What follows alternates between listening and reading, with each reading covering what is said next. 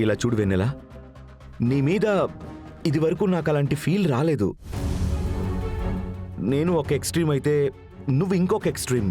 మన ఇద్దరం కలిసి ఉంటే నేను సంతోషంగా ఉండలేను, మన చుట్టూ ఉన్న వాళ్ళు కూడా సంతోషంగా ఉండలేరు.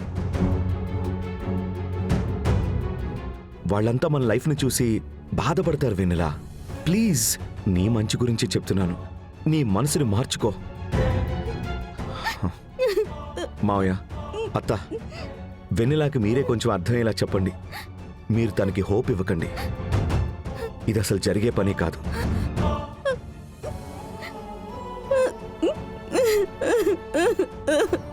వెన్నెలా, ఏడవకమ్మా. చూసావా నాన్న ఎలా మాట్లాడేసి వెళ్ళిపోతున్నాడో. అల్లుడు ఎన్ని చెప్పినా సరే నువ్వు కోరుకున్న వాడుతున్నామ్మా నీ పెళ్ళి. అది ఎవరూ మార్చలేరు. ఎలా నాన్న? నీకు నాన్న మీద నమ్మకం ఉంది కదమ్మా, అంతా కరెక్ట్గానే జరుగుతుంది.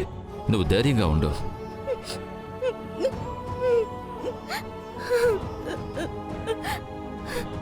ఏదో ఒకటి త్వరగా చేయాల్సిందే.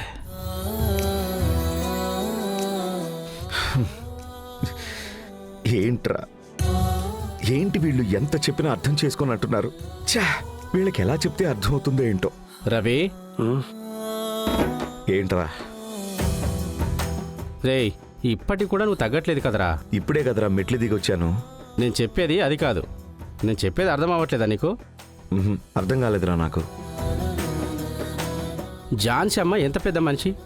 ఆవిడ నీ మీద ప్రాణాలు పెట్టుకొని ఉన్నారు. ఆవిడ తర్వాత ఈ కుటుంబ బాధ్యతలు నువ్వే తీసుకోవాలని అనుకుంటున్నారు. దానికి ఇప్పుడు ఏమంటావురా నువ్వు? అరే రవి, ఝాన్సీ అమ్మ మనసారా నీకు బంగారునిచ్చి పెళ్లి చేయాలని అనుకుంటున్నారు. అది కూడా నీకు ఆవిడ ఎన్నోసార్లు చెప్పారు. కానీ నువ్వు రేయ్ రే రవి, నేను నీ ఫ్రెండే కదా. చెప్పరా, నేను నీ ఫ్రెండే కదా. అవునరా.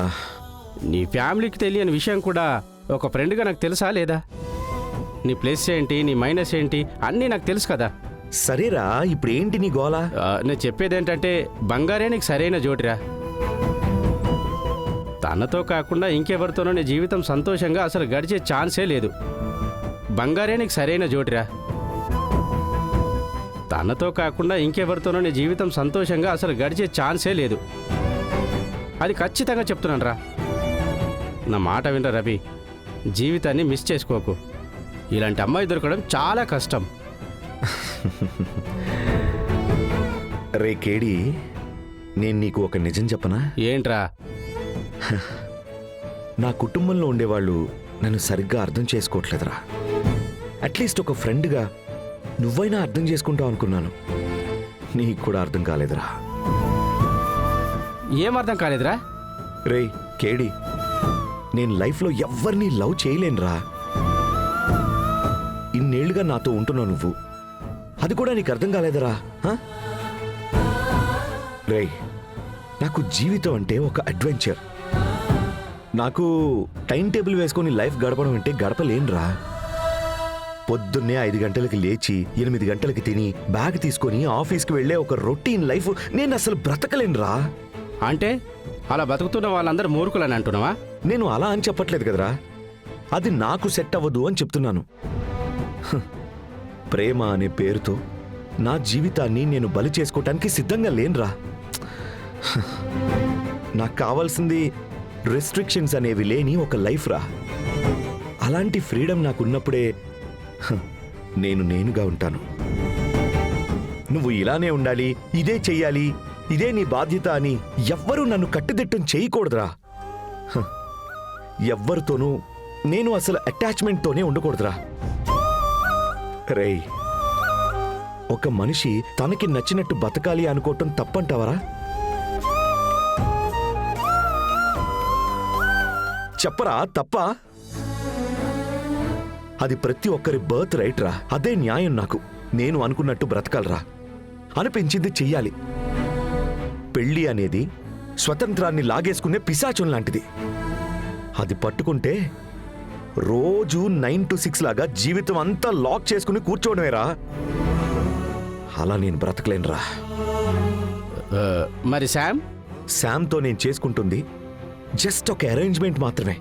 అది ఎప్పుడు కావాలంటే అప్పుడు క్యాన్సిల్ చేసుకుని బయటకు పోగలను. అందుకోసమే కదరా నేను ఈ పెళ్లి చేసుకుంటుంది. కానీ బంగారితో అలా కాదురా, అది ఒక కమిట్మెంట్. ఆ కమిట్మెంట్ని నేను ఒప్పుకుంటే నేను జెన్యూన్గా ఉండాలిరా, తను చెప్పినట్టుగా వినాలి. రే బంగారి పాపంరా, తనకి నన్ను తట్టుకొని బతికేంత శక్తి లేదురా. తనకి నాకు అస్సలు సెట్టే అవ్వదురా. తనకి జీవితం అంటే కుటుంబమేరా. కానీ నేను కుటుంబాన్ని వదిలేసి పారిపోవాలనుకుంటున్నాను. రే కేడి, మీ అందరి పాయింట్ ఆఫ్ వ్యూలోనూ నేను బంగారిని అన్యాయం చేస్తున్నాను, తనకి రావాల్సిన మంచి జీవితాన్ని నాశనం చేస్తున్నాను అని అనిపిస్తుంది. కానీ అది నిజం కాదురా. నేను తనకి మంచే చేస్తున్నానురా. అదిరా నిజం. తనకి నేను చెడు చెయ్యాలనుకుని తన మెళ్ళో తాళి కడతానురా.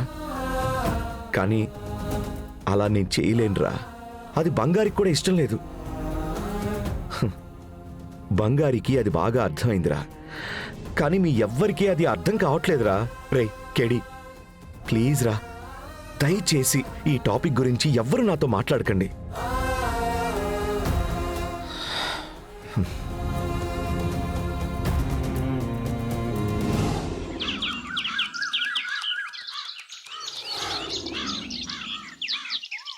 నాకు తెలుసండి, అదే చెప్తున్నాను కదా, నేను చూసుకుంటాను.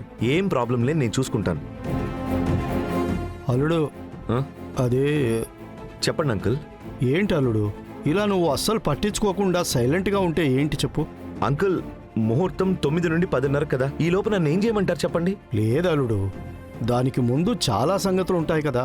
తలకు నూనె పూసి చందనం రాసి కంకణం కట్టాలి. అమ్మాయి అమ్మా నాన్నలుగా మేమే కదా చేయాలి.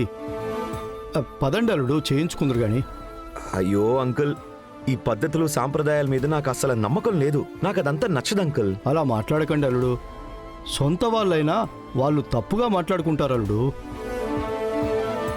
ఏదో నగ విషయంలో తప్పు జరిగింది, ఆ కోపంలో ఇది వద్దు అంటున్నారా అల్లుడు? అయ్యో ఆంటీ, నా ఉద్దేశం అది కాదు. నాకు ఇలాంటి పద్ధతులు నచ్చవు. తలకి నేను నూనె లాంటివి పెట్టుకోను. ప్లీజ్ ఆంటీ, నన్ను వదిలేయండి. అల్లుడు, వెళ్ళండి అంకుల్. అల్లుడు, వెళ్ళిపోమని చెప్తున్నాను కదా.